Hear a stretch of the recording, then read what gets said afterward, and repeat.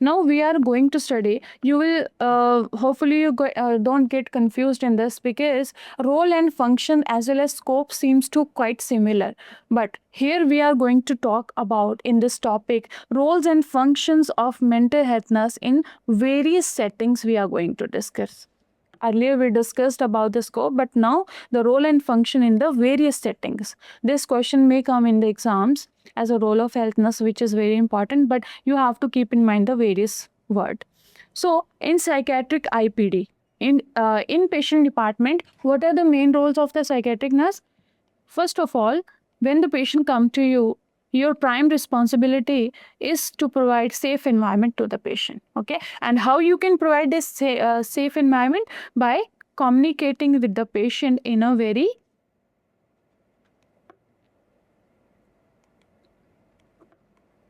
polite manner, you can say,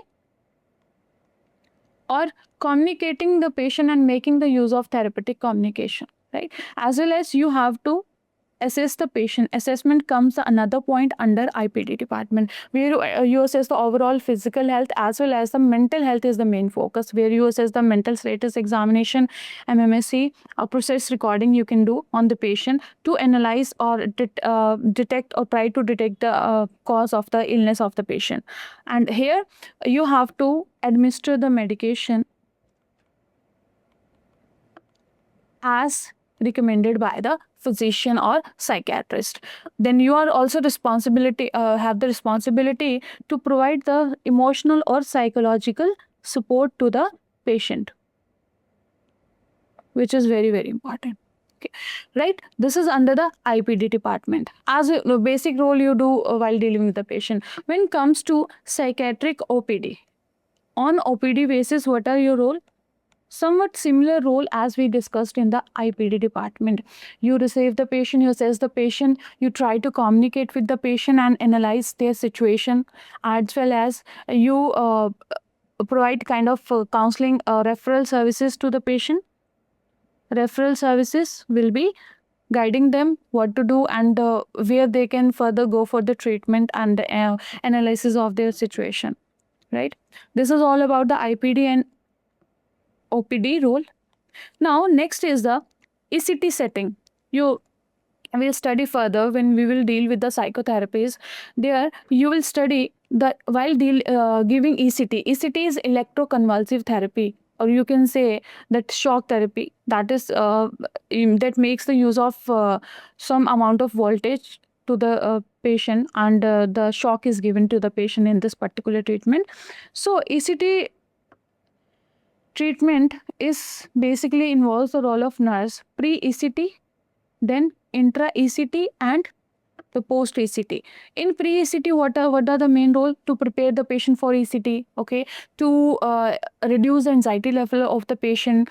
And if the patient can't understand or is not a sound mind, then you will make his family member comfortable about ECT treatment. Then you will prepare the patient as well for the further, like looking at his sign and symptom, whether he is able to take that ECT treatment or not. Then during ECT, very important role, like what you would do. You will receive the patient. You will help the technician in medication. Pre-medication are given to the ECT patient before ECT. So another responsibility you are going to do during ECT is what? You are going to assess the patient for seizures, the seizures which are induced in the patient and their duration. But your main role is responsibility that comes post ECT. Okay, like it's like a patient was almost semi-conscious while ECT. So you have to analyze the situation, and very keen observation you have to do within 24 hours for any dizziness. So next is psychotherapy unit. Psychotherapy unit, you have to first make the patient comfortable, so that he can freely communicate with you. You have to encourage the patient to express and ventilate his inner conflicts and emotions openly, so that you can actually analyze what condition the patient has suffered, and due to what this condition, his mental illness has occurred, right? So communication is very important while dealing in the psychotherapeutic unit. more good communication, more healthy communication, more answers or more communication will be done by the patient. तो उसको ज़्यादा से ज़्यादा comfortable, safe environment and secure बनाइए, only then he will communicate with you. And you have to make ensure while dealing with the patient that confidentiality of the patient is well maintained. Confidentiality is to keep the information of the patient private, right? Next is a home setting. What are the roles and responsibility while dealing in the home setting? Home setting means simply you can say in the community setting. What are the role and responsibility? First of all, in the community setting, home visiting, regular home visiting at particular interval is very important. So that then you have to detect the at risk cases of the individual. You have to assess the family condition, family environment of the patient, whether it is responsible for the mental illness of the patient or some other causes are there. That is a role within the home setting, as well as you have to render health teaching, general health teaching services to the people and make as much as community participation mandatory. Okay. Next is the daycare center. In daycare center, that is the especially you have to encourage the patient to deal with their life situations effectively. You have to develop the skills, and how you can develop, you can conduct therapy sessions, you can conduct a group session where the patient describe each and every problem of them. So there can be different ways to render services in the daycare centers, right?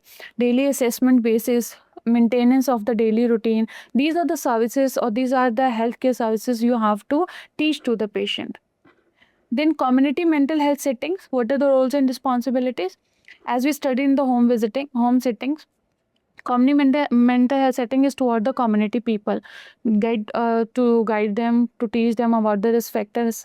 Okay, next role is a forensic psychiatric unit. In forensic psychiatric unit, the overall assessment of the patient, that seems to be the basic role, but the main role is the court testimony. Okay, where she has to provide the court testimony in front of court related to mental health and mental condition of the patient, right? Okay, next comes the emergency department. In emergency department, her main role is to protect the patient from further disability, basically. For example, any emergency situation like crisis or disastrous situation occur, then it is going to affect the people's mental health, right? So in that situation, her she works as an emergency nurse. How she works? She will provide the much needed services to the patient, like first of all rescue of the patient, then she will try to provide them that environment where they can feel safe, as well as she will encourage them to ventilate their feelings, and emotional support becomes the main concept here. So next is, that is the role we have studied in journal, right? We can say various settings. Now the in contemporary health services, we can say, if journal roles are asked to you, generally the mental health nurse will act as a journalist. Journalist means she focus on the comprehensive concept, holistic concept of care. For example, she will provide care to patient, keeping in mind the physical, social, mental, emotional, and intellectual context into the mind. Okay, that is not only focused on the mental health and individual, right? For example, there is a mentally ill patient and he is having some issue with the so much anxiety. He is having a lot of anxiety. So due to anxiety, he may feel restless, right? And he just fall down. So here the physical health is also a very important concept, right? Like, that should be done here. As a specialist, we have studied about the nurse practitioner, we studied about the clinical nurse specialist. So she work as a specialist also, and the render services, these both are the specialized qualified nurses who are working on the autonomous basis, and they are responsible for their actions toward the patient. Liaison nurse, I told you earlier, as a bridge. Nurse act as a bridge between the psychiatrist or other health members and the patient itself, patient and the family. Okay, whatever services needed by the patient, she will communicate, or sign in symptoms, she will communicate to the psychiatrist and other team member, and they further take action toward the patient. So that bridge is maintained by a nurse. Okay, common person is between them is nurse. So case manager, she act as a overall case handling is done by the nurse. Then geropsychiatric nurse, that is a nurse who is specifically trained in dealing with patient who are elderly. Okay, elderly ill patient, she will deal with them, like assessing the special needs of the elderly patient, the psychological needs, right? Then telehealth nurse. Okay, this is also another role and function of nurse. How the telehealth nurse we have studied already.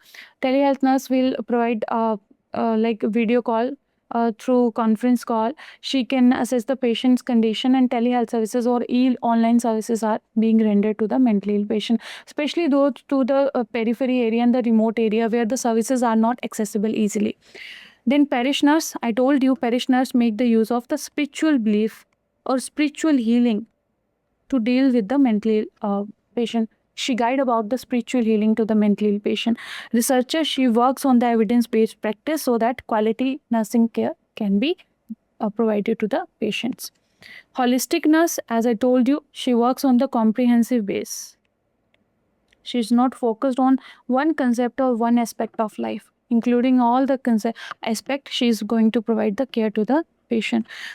The psychiatric nurse also act as a psychopharmacologist who is having who will be having good knowledge about the medication, and administering those medication to the patient is another responsibility of the psychiatric nurse, right? So these are the contemporary mental health role a nurse should play.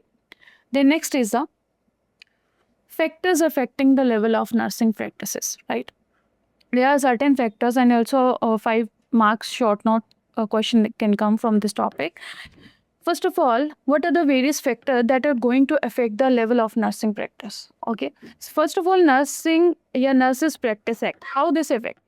Act involves there are certain roles, there are certain roles, responsibility of the nurses, and protocols of the nurses, right?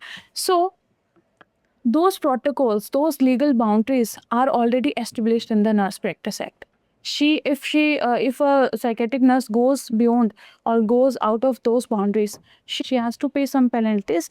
So that's why this Nurse Practice Act helps to maintain the standard, the quality of nursing services, so that patient can get maximum benefits, right? So basically, Nurses Act जो है, that is enhancing the quality of nurses practices. Then next is a professional standards of practice. Okay, professional standards of practice. Same as there are some standards established by government in mental health nursing, and working according to that standard becomes the mandatory thing. And if you don't work according to standard, you have to pay penalty for that, maybe in terms of losing your job. So that maintenance of standards is very important, and yes, standard also help to establish the quality of health services, mental health services, and that quality is maintained with the help of these standards. So next factor which is affecting is the philosophy of the healthcare organization. Her organization की अपनी एक philosophy है. Each organization contains its own philosophy. So being a psychiatric nurse, you have to perform according to that protocols or philosophy of the hospital, right, or organization. And if you're not working according to that, it will not it will like make you losing your job. So philosophy of the following that philosophy of the healthcare organization becomes another major step, and it is one of the factor which is going to affect the nursing practices. More obey or more organization rules you will follow, more quality and healthy services you are going to render to the patient. For example, healthcare organization has a philosophy under the confidentiality. Okay? That is a rule or protocol. Confidentiality has to be maintained. The documentation. So these are the some work nurse is well aware about that she is having this responsibility. She'll perform it, and ultimately the result will be the high quality nursing services. The next is the competence and initiative. It is the factor which is related to the psychiatric nurse itself.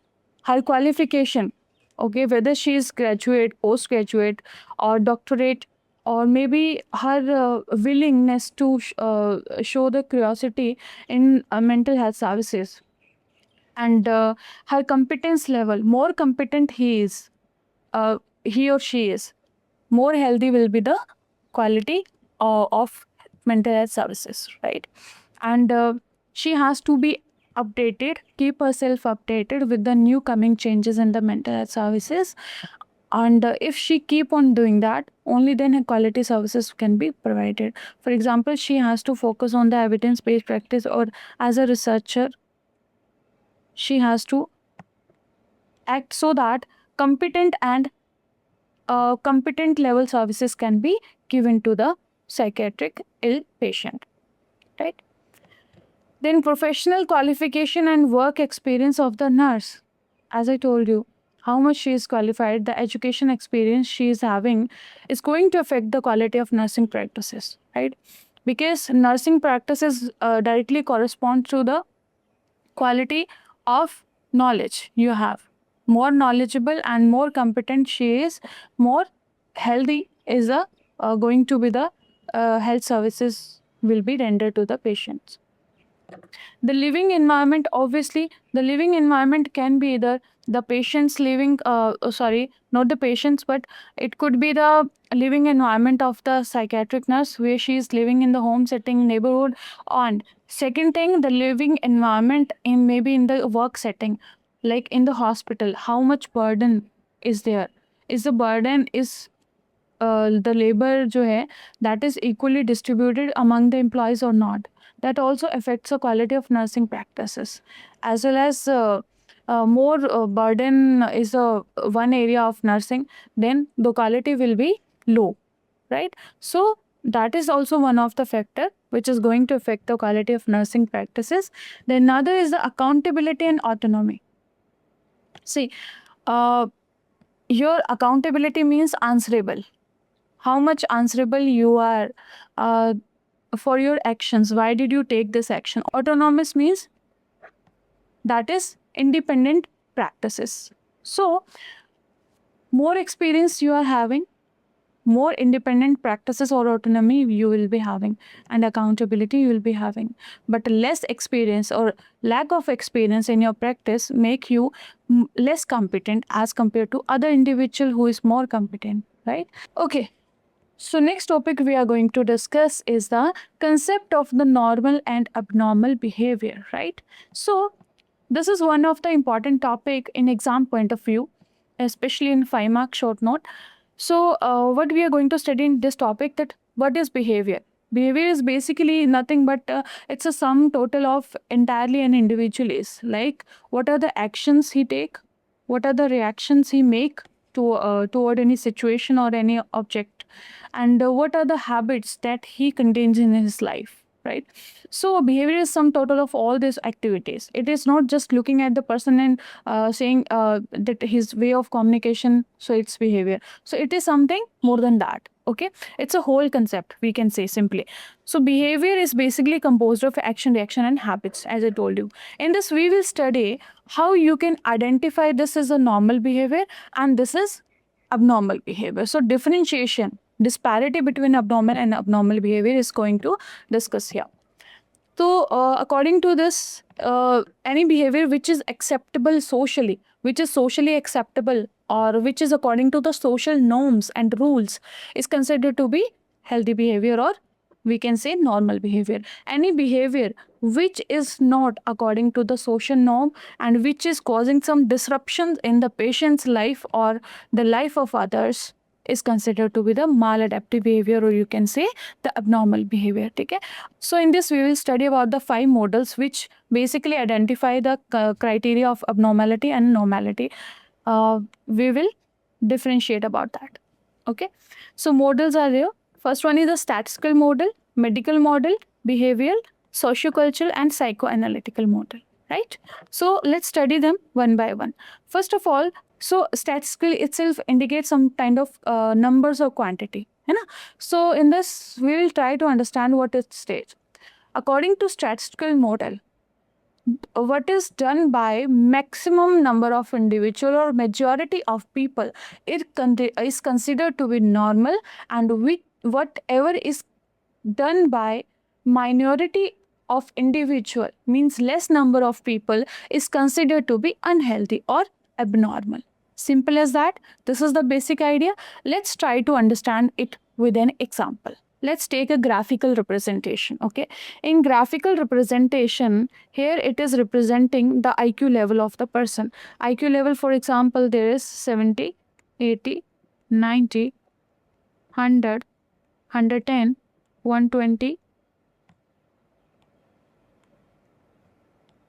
then 130, 140, right? This is a IQ level of the individual. Then on the another axis, it is a number, percentage of people. For example, it is 0.5%, 0.10%, or 0.5%. For example, it is 0.5%, 1% people, 1.5% people, then 2% people, then 2.5% people, right?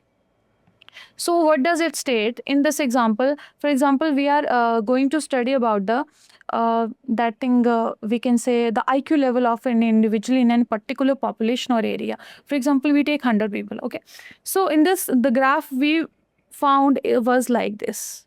Okay, what do we found? Like this. So we can see the graph जो curve बना है, that is equally distributing, means there is a proper there is a proper symmetry of the graph.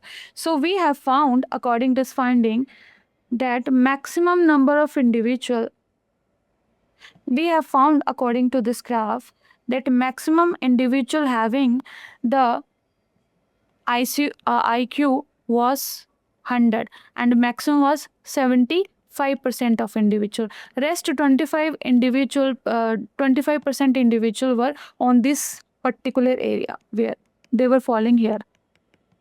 Okay, in the extremes. So what we can analyze according to this model, the 75% individual are coming under normality criteria, means they are having normal behavior, and the rest 25 are coming under abnormal behavior. This is a statistical evaluation. But here this model failed actually. Why this failed? Because the criticism of this model was that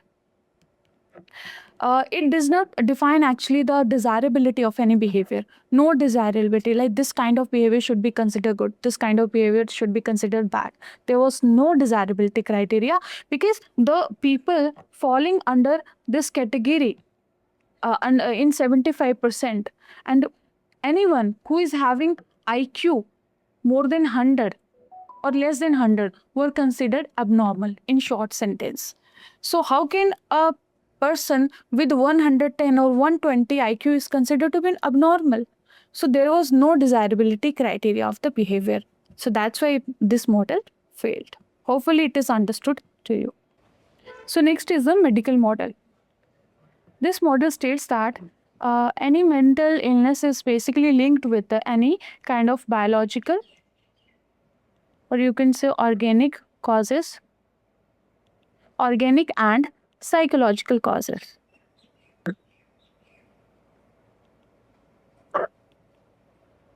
Okay, so in this model, such factor like genetic factors or any trauma or brain disorders can lead to mental illness. This was the basic concept of this model. So it was told that the diagnosis and treatment basically based on the medical intervention of the individual. So medical intervention was considered to be very important in this model for treating and curing the mentally ill patient, right? So this model is being utilized in the mental health settings because any mental illness can be linked to the medical as well as the psychological cause. There is no specific only psychological cause. So this is being utilized. Next is the behavioral model. Okay. Behavioral model itself indicates any behavior which is performed according to the societal norm, or you can say any person who is able to adjust in his daily life and he is able to carry out the daily functioning activity. he is considered to be normal. And on the other side, who is not able to perform those activities, daily routine activities, who is maladjusting in nature, who is not able to cope up with the daily stresses of life, is considered to be abnormal, right? So, behavior normal is one who is able to adjust and carry out activity. ADL is activity of daily life effectively and in a very good manner, right? And abnormal is the one opposite to this, not able to do, this, right? So that is the behavior model. Behavior model was somewhat utilized, but it has a criticism that it only focused on the behavior aspect, and the other aspect like causing mental illness are not considered so far, like physical or psychological, right? Now, next is a sociocultural model. Sociocultural model states that the effect of social environment or social setting on the individual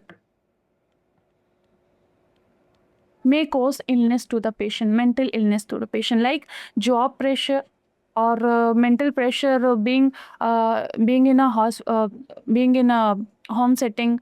You are not able to cope up with the people. You are not able to maintain the IPR. Lack of self-esteem. These all things to him that are basically causing hindrance in communicating with the society people, and that pressure, social pressure, is going to lead to the mental problem.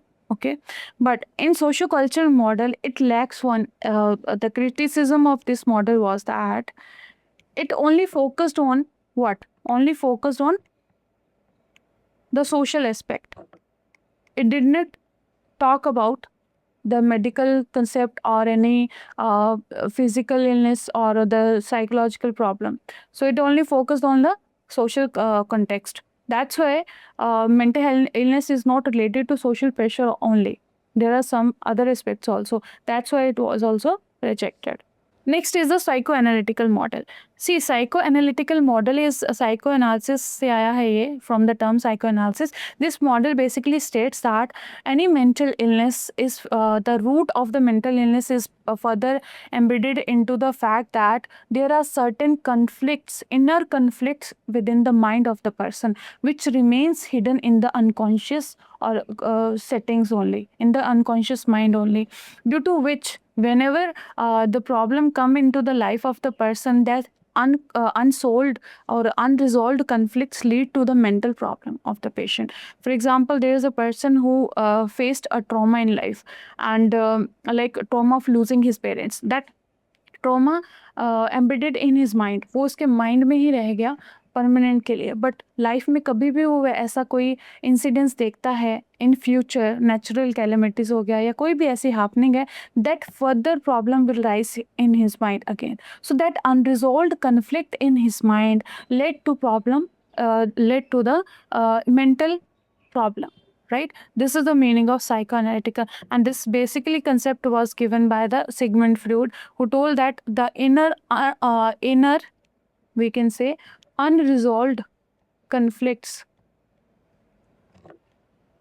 are considered to be the main cause of mental illness.